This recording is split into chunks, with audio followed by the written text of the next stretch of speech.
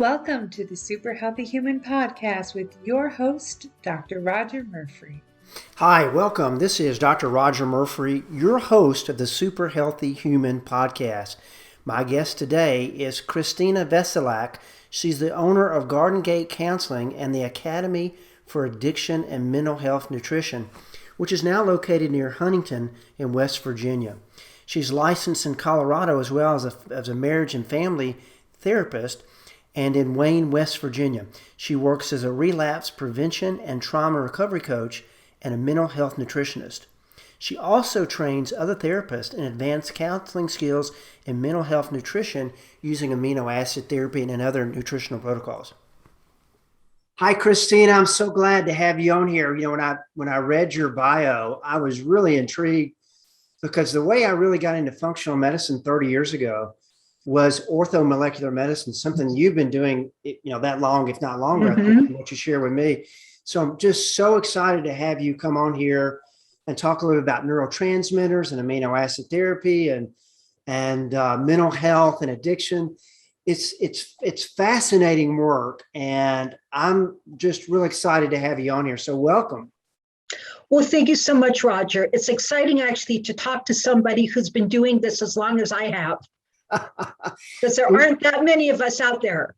There's not. I wrote a book several years ago. It's out of print now, called Treating and Beating Anxiety and Depression with Orthomolecular Medicine. And no one really knew that term. And that term's kind of, for a while there, it was people were hearing that term.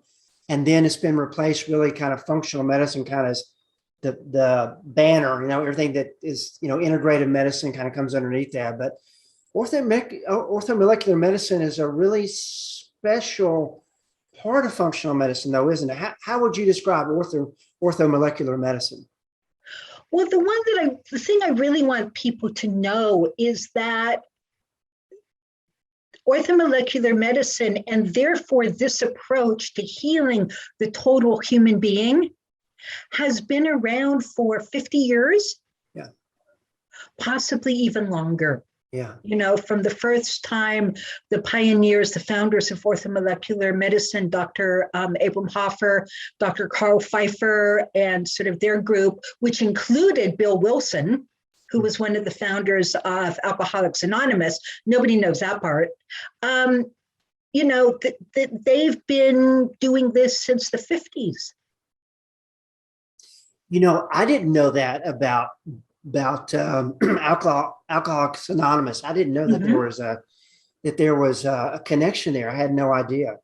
And the names that you reeled off, Hoffer and Pfeiffer and Slagle. I mean, there's a whole host of them that are my heroes. Because neurotransmitters and brain health was something that I got interested in early on in my career. And it's something that has really served me well, learning that model. Well, tell me a little bit about your work, because your work is really interesting as a psychotherapist.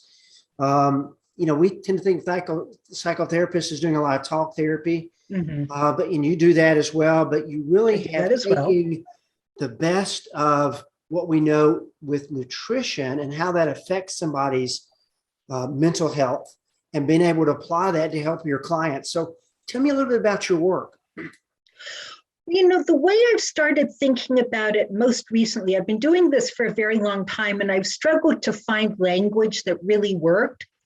But the language I've stumbled upon that I now love is the idea of feeding the recovering brain, whether you're recovering from substance use misuse disorders or mental health disorders. The fact is, and we all forget this, Roger, is that our brain, to function optimally, needs the right nutrients. So it's our brain's job to help us cope with stress optimally. But to do that, it needs to be fed optimally. Absolutely. And so, this is probably foreign to a lot of people that, can put the connection between the nutrients that the brain needs or is lacking can affect an addiction, right? So you've been able to take that information and apply it to help your patients to be able to overcome different addictions and whether that's alcohol or drugs or whatever it is. Is that correct? That's right, addictions and mental health disorders. So let's start with the mental health piece, and then we'll move to the addictive piece. And that's because, as I said, our brain is what drives our ability to cope with stress, our feelings, our perceptions, our ability to use learn and use skills, right? All of this is dependent upon our brain being in balance. Mm-hmm. The ability to sleep, the ability to wake up, to relax, right? To learn, all of this is dependent upon the brain. And the brain being imbalanced and well-fed and functioning optimally. And we've known for decades what the brain needs in order to function optimally and what happens when it's not getting these nutrients. But here's the tragic thing.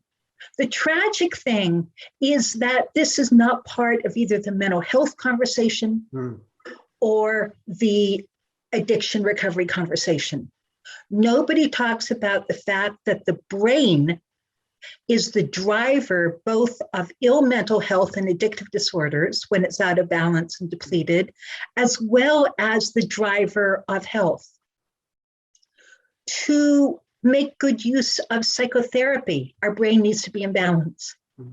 To make good use of any form of treatment, our brain needs to be in balance. But it's ignored all the time. And the only time it's not ignored is for psychiatrists to throw more medication at it. Well, that tweaks it, but it doesn't fix the underlying problem, which is a starving brain.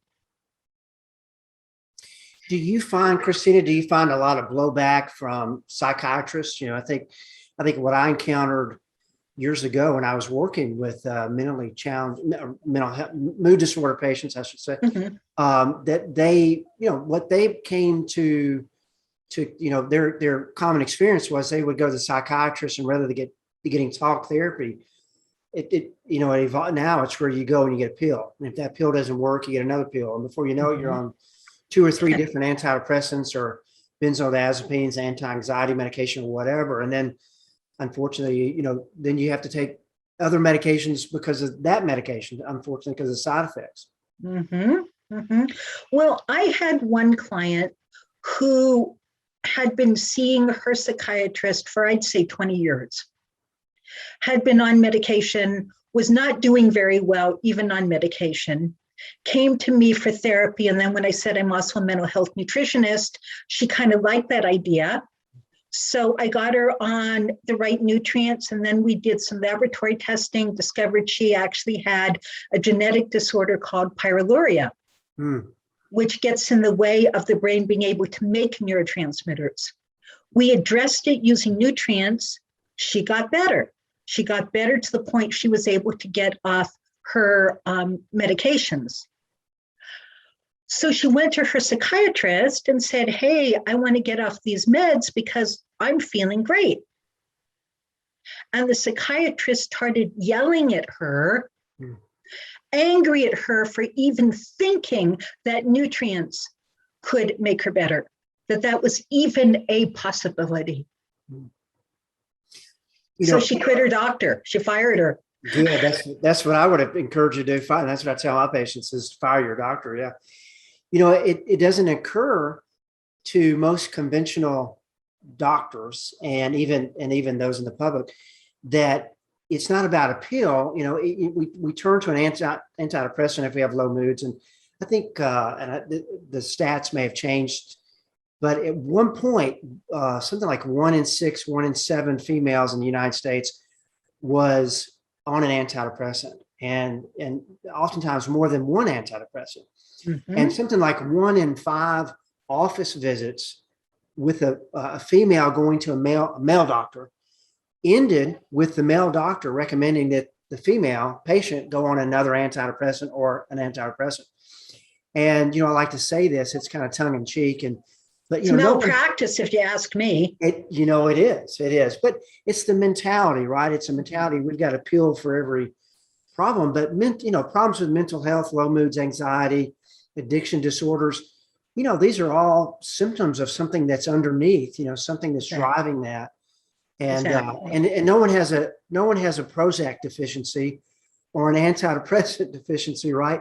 But they can have nutrient deficiencies. I mean, they can Yes. have things that are causing them to experience this problem with their mental health or addiction. And unfortunately, though, in conventional medicine, it's about giving someone a pill to treat the symptom. Well, it's really, really sad. And I think I read some stats from last year saying 1 in 6 Americans are now on an psychotropic medication. Yeah. And that we have like 1 million more people with mental health issues than we did a year ago, which makes sense with COVID. Sure. But what all of that is telling us is that the current approach to mental health treatment and addiction treatment as well is not working. Yeah. And it has not worked for a very long time. And I think it's because they're attacking the wrong problem and they're not asking the right questions. So I think of it in terms of a 3-legged stool. And that is that we know that that addictive disorders, as well as mental health disorders, are biochemical, psychosocial, we sort of stick those together, and spiritual in origin. And therefore, all 3 need to be addressed at more or less the same time for people to have a robust recovery. But because the brain is ignored, the biochemistry is ignored, nobody's looking under the hood to find the actual biochemical drivers, which could be so many things. It could be lack of nutrients, it could be food intolerances, it could be toxicity. This is what we're seeing with long COVID. Is that they're only treating the psychosocial and spiritual legs of the stool. Yeah. Well, if you've ever tried to sit on a 3-legged stool with only 2 legs, you're in trouble. You're in trouble. Yeah. Right? Maybe if you really concentrate and work really hard to keep your balance, you might manage it for a while until you get distracted. Now, some people eat well because they've been taught to. And once the other issues are addressed, their brain's in line and they do just fine. But many, many, many people were never taught to eat well and were never taught that it mattered to mental health or addiction recovery.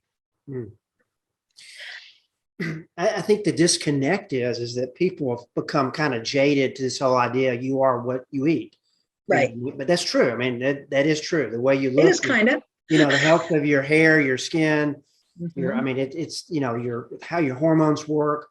And in particular with mental health, I mean, what creates serotonin is the foods that you eat. So you should be getting L-tryptophan, an amino acid, in the proteins that you eat. And then that L-tryptophan should turn into 5-hydroxytryptophan. And then when that's combined with certain B vitamins, magnesium, vitamin C, that turns into serotonin. It does. When you're beautifully. What's that? Beautifully turns in to serotonin. Yes. And so, if you're using an antidepressant, people need to realize, number one, is that the antidepressant, it doesn't make more serotonin. It only helps you hang on to what serotonin you have in your brain. Exactly. If you're deficient genetically, just the way God made you, you have a genetic glitch. You can't turn the foods that you eat into serotonin, or you've been under a lot of stress and gotten run down, or there's numerous things you said diet can create these deficiencies. If you're taking an antidepressant, a selective serotonin reuptake inhibitor, to help you reuptake this, and there's nothing to reuptake, it isn't going to do anything. And so people don't realize that the foods that you eat turn into your brain chemicals, and to the extent that you're trying to eat healthy and doing the things that you need to do will dictate a big part of whether you're going to be successful in having an optimal mental health. Well, absolutely. And these amino acids that turn into the neurotransmitters come from the protein we eat. And so we recommend, and I know, there's the intermittent fasting school, and we can talk about that. But for people in really early recovery, I believe that they need to be eating protein, good minimum 15 to 20 grams of protein every 4 hours to do 2 things. One, to provide enough precursors for the neurotransmitters to remake themselves, or the brain to fill up those little swimming pools filled with neurotransmitters in the brain. And the other is to keep blood sugar balanced. Because what we found is that low or dropping blood sugar triggers an adrenaline response. And adrenaline causes horrific problems in susceptible people. And in fact, in my work, we have found that missing a meal is probably the number one relapse trigger for all addiction. Because of what happens to the executive functioning in your prefrontal cortex when a meal is missed. It's tremendous. So, Christina, tell me, so typically if someone's who's an alcoholic, let's just take someone who's, has that challenge. In conventional medicine, how is that addressed, or is it addressed? I mean, what are some of the conventional approaches to helping somebody who's an alcoholic that wants to overcome that? Okay. Yeah. Well, first of all, they may be put on antabuse so that they get really sick if they drink alcohol, because it keeps the liver from processing it. Secondly, they may be put on naloxone or some other drug to keep the alcohol from firing the opioid part of our brain, so it doesn't work. It doesn't work to make you feel better, but that has negative side effects down the road. And thirdly, they, if it's a good treatment program, they identify and work on your trauma. They help you change your thinking, and they give you lots of emotional support. Okay, addressing two legs of the stool and suppressing normal biochemistry. They don't look for the underlying reasons. There's like an 80% relapse rate. Yeah, I knew it wasn't very, very high. Yeah. So 80% of the people that go through kind of a conventional approach are going to fail, and probably fail more than once, right? Yep. Yeah. Because the third leg of the stool is not there, because the brain is not being addressed or fed. So in our side of things, what we do is we first want to identify what type of alcoholism biotype you have, because not all alcoholism is the same. And it doesn't, and therefore different types of nutrient approaches are required depending upon what alcoholism biotype you have. Joan Matthew Larson identified this really clearly in her wonderful book, 7 Weeks to Sobriety, that was first published, called Alcoholism, the Biochemical Connection, I think the early 90s. Amazing book. That's a great book. Yeah, and she just passed away a few years ago. Well, she identified these 4 biochemical biotypes for alcohol use disorder. But the other thing we do is we identify which neurotransmitter system is most depleted by the alcohol use. Alcohol fires all our mood regulating neurotransmitter systems. There's basically 4 of them.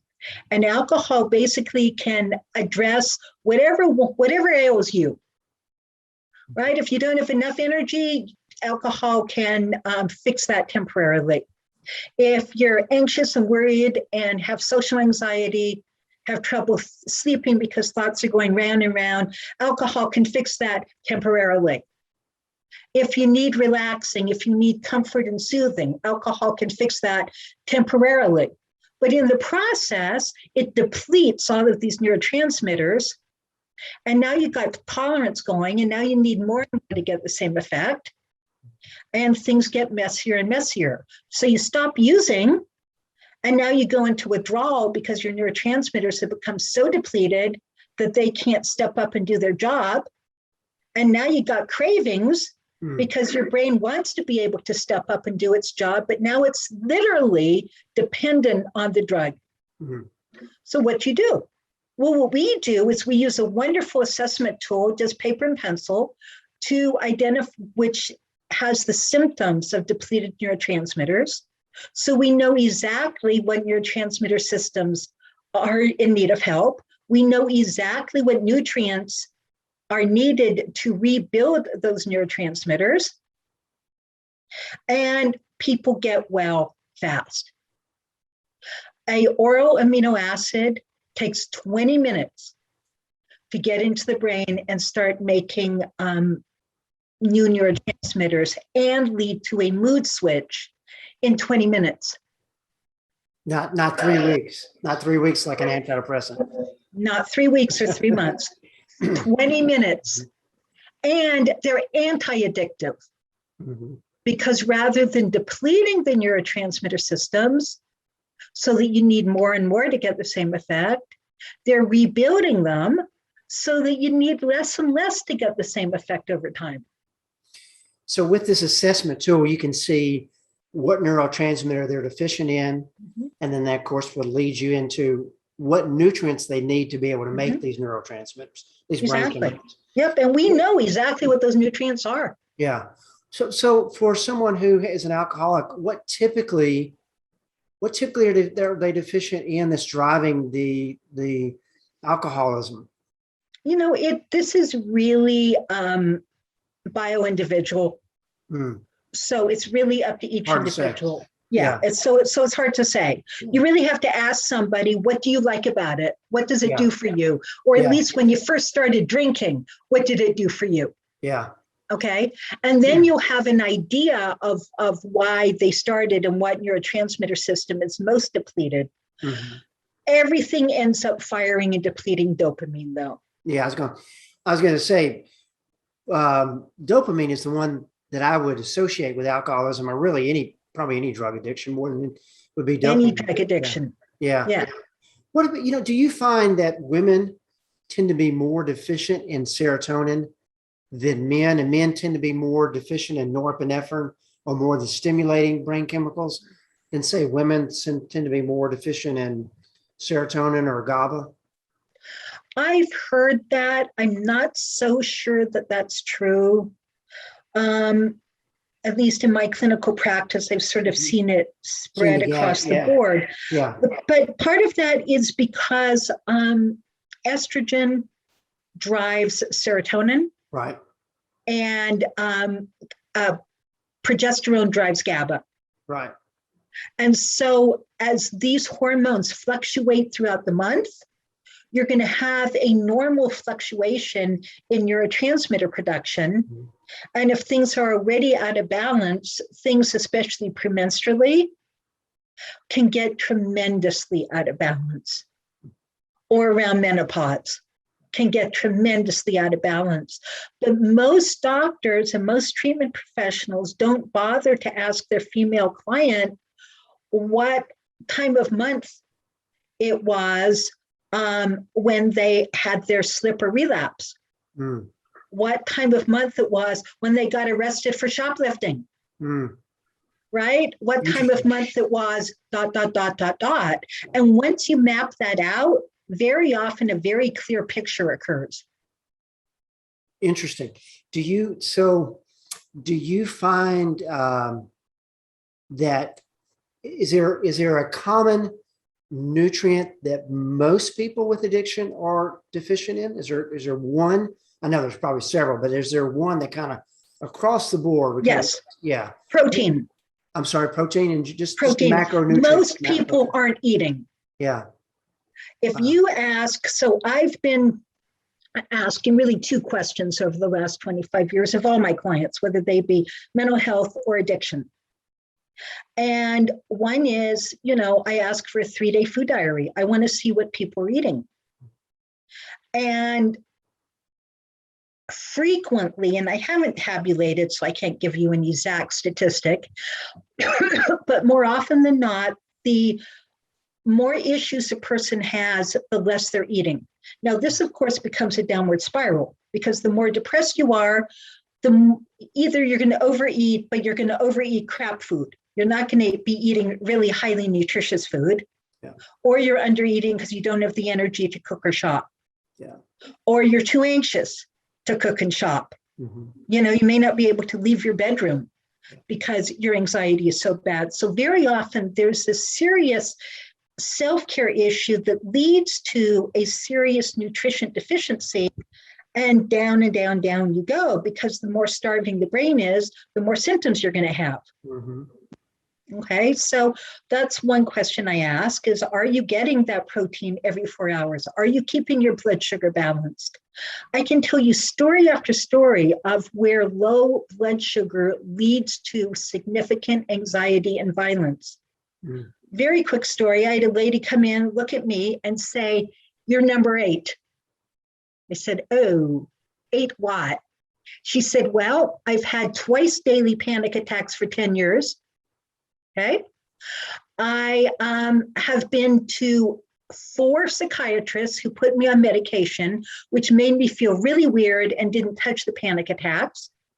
I've been to 3 psychotherapists who helped a lot, helping me cope with the panic attacks and realize that I wasn't going to die from them, but didn't stop them. So you're number 8. Mm. And I said, "Well, what time of day are your panic attacks?" Nobody had ever asked her that question. She said, "Well, upon arising at 4 o'clock in the afternoon." Oh, well, when you eat breakfast, does the anxiety go away? Yeah, it does. When you eat dinner, does the anxiety go away? Well, yeah, it does. Do you eat lunch or a mid-afternoon snack? No. Mm. I said, "Here's your problem. You've got something, most likely, got something called reactive hypoglycemia.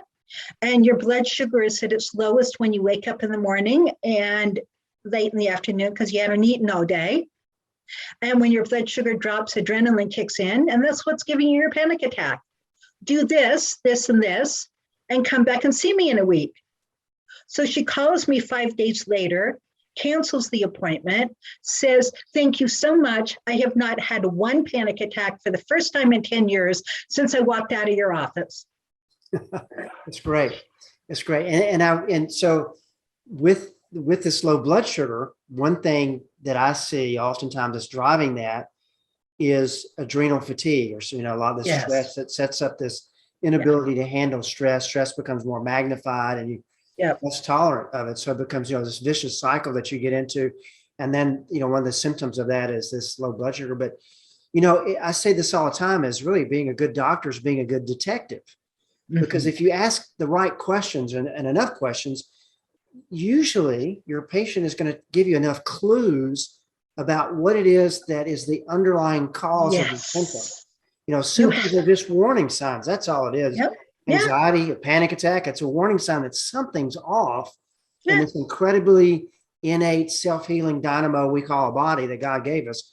And, if you can just ask the right questions, oftentimes you can pinpoint what's the underlying issue. And obviously you did with this patient. It's wonderful. Yeah, absolutely you can. And so in my school, I run an online school teaching practitioners this whole approach to mental health and addiction recovery. Especially in my advanced class, where I teach my students what questions to ask and how to do the deep dive for the underlying drivers. They end up often very quickly being able to identify things that the doctors have never even thought of, not because the doctor's uneducated, but because the doctor has never been trained to ask the right questions. Yeah. So you've mentioned nutrients, and we've talked about protein, which is a macronutrient. But what about some of the micronutrients, whether that's niacin or B6, P5P, pyridoxal 5-phosphate, some of these nutrients that people may associate with a one-a-day vitamin, or something, who knows what they're taking. The one-a-day vitamin is, which just isn't going to give you enough. Well, it's the RDA, it's the recommended disease allowance, right? It's just enough to keep you from getting beriberi or scurvy, but it's not going to give you the nutrient amount that you really need to be helpful. But so what are some of the micronutrients that are commonly deficient in the clients that you work with? Okay, so all your B vitamins. So really what we're talking about are the cofactors that the brain requires to turn the amino acids into the neurotransmitters and to transmit the neurotransmitter signal through all the neurons in your brain. And this includes all your B vitamins, vitamins, so that includes niacin and vitamin B6, which is often deficient in people. It includes zinc, which is often deficient in people. In fact, I have a client who's just been crying nonstop, and I told her to take 100 milligrams of zinc and in divided doses. And as she started taking it throughout the day, her crying got slowed down, stopped. She started laughing, right? A lot of her depression had been due to a zinc deficiency. Amazing. So anyway, yeah, magnesium. Very often we're deficient in magnesium, and among other things, that's going to lead to anxiety and muscle tension, okay, and difficulty sleeping. Yeah. We need a little bit of iron. What a lot of people don't realize is that we can get too much iron. So people go out, get a good multivitamin, but say they're male or they're postmenopausal and not bleeding out iron every day. You don't want to have a multivitamin that has iron in it if you're male or postmenopausal or a young kid, because you can get too much iron and it can become inflammatory, and inflammation drives depression. Yeah. And anxiety. And there's some very real biochemical reasons for that. But we also need fat. We need a lot of fat, and we need the right fat. So we need cholesterol. They've actually done studies that have shown, that big population studies that have shown that the lower the cholesterol is in the population, the higher is death by suicide and homicide. And in an individual, the lower their personal cholesterol is, the more likely they are to die of suicide. Yeah, I mean, it's crazy. If you look at the research shows that, as you mentioned, for men in particular, once it goes below 150, then they're more likely to die of all causes, including suicide. And that's true too. And for women in particular, cholesterol usually doesn't mean anything, high, low, or in between. It really doesn't mean anything. But for men, if they're trying to get men's cholesterol down as low as they can, and these are patients that I see, clients that I see. It's so scary. That you've seen, and their whole problem, their fatigue, their nerve pain, their brain fog, their low libido, impotence, all those things are because they're on a statin medications that have driven their cholesterol down so low that they can't make the hormones that they need. And exactly. And so it's a big problem. Absolutely. Yeah. So the brain is, I think 8% of it is fat. There's a lot of fat up there, and that's what allows one brain cell to communicate with another brain cell. Exactly. You use fish oil in your practice, right? Omega-3. I use omega-3 a lot. Yeah. I actually think it's probably one of the best antidepressants in the whole entire world, and it kicks in within 3 days. Yeah.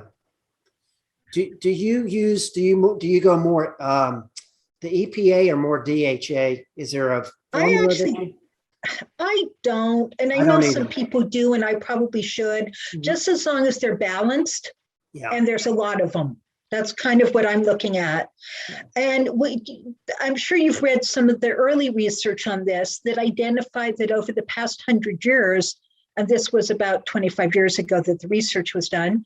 So, but to them, over the past 100 years, the Western world's consumption of the omega-3s had dropped by 80%. So it's an essential nutrient. If we don't, we have to get it from food. If we don't get any at all, we die. And if we don't get enough, something breaks. So I ask my students and I say, what would happen if you lost 80% of your income? Well, that's sort of what's happened to the Western world by losing 80% of this crucial nutrient, is that we now have epidemic levels of depression, anxiety, learning disorders like ADD and dyslexia or ADHD, and then inflammatory disorders like migraines and asthma and arthritis. And all of these are connected by our body. If we don't have enough of the omega-3s, that might happen to us. Yeah. Because they do so many different things in our body. They're anti-inflammatory, they're anti-depressant, they support cognition, as well as keeping our blood flowing nicely and support, a happy, healthy heart. Yeah, absolutely. So I think the stats now are, you really need a balance of omega-6 and then omega-3, which is what you're talking about, omega-3. And you really need a balance of that. At one time, I think it was something like 2-to-1 or 1-to-1 omega-6, which you mainly get from grains, and omega-3s you get from flaxseed and certain green leafy vegetables, but mainly cold water fish and some livestock. Right. But as we started feeding our cattle corn, which cattle shouldn't be eating corn, what we're seeing is now people are just saturated when you're eating bread, which is omega-6, and wheat. That's right. You're eating corn oils or cooking with corn oils and canola oil, and then eating livestock that have been fed corn. Now we're seeing that the ratio is something like 15-to-1. So 15 amount omega-6 to omega-3, 15-to-1. In autoimmune disease, we're seeing it's 20-to-1. So when you've got too much omega-6, right, creates inflammation. You need some. It's an essential fatty acid, as you essential mentioned earlier, nutrient. like the 3. Yeah, But we need much less. Much less. Yeah, absolutely. So it's no wonder that we're seeing, kids that, it's a epidemic, pandemic anyway, of depends on what country you're in, that are pushing, kids to be on these ADD medications.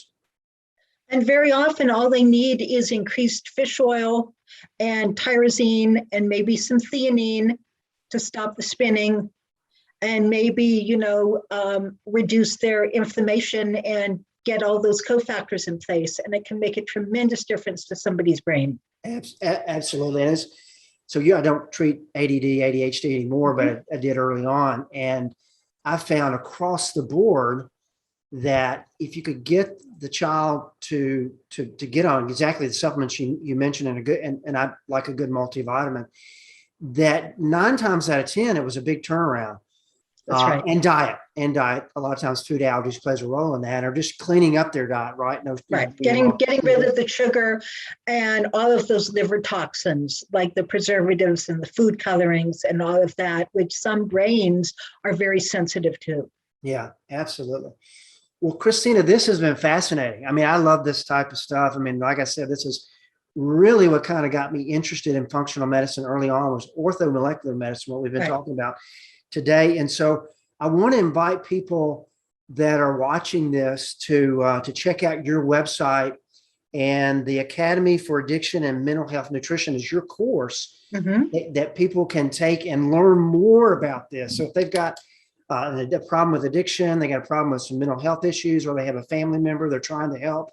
I mean, what an incredible resource to have available for them. That very few people understand this, and very few people know really how to help somebody, other than, as you mentioned, the recidivism rate is 80%. You're going to fall off the wagon again. So this is great. Now, what's the website, Christina, that they should go to find out more about your work? Aminoacidtherapy.com. Perfect. So aminoacidtherapy.com is Christina's website, and there you can find some free resources, information about the Academy that she's been throwing out. We've been talking some nerd talk here because we both love this kind of stuff. But in her training, she breaks it all down for you in a way that's easy to understand and easy to apply. So I want to encourage you, if this resonates with you, to check out her website and check out her work. Christina, thank you so much for being here. This has been fascinating. I'm going to have you come back on, and we're going to talk some more nerd talk. Wonderful. Great fun, Roger. Thanks. Have a great day. Thanks again. You too.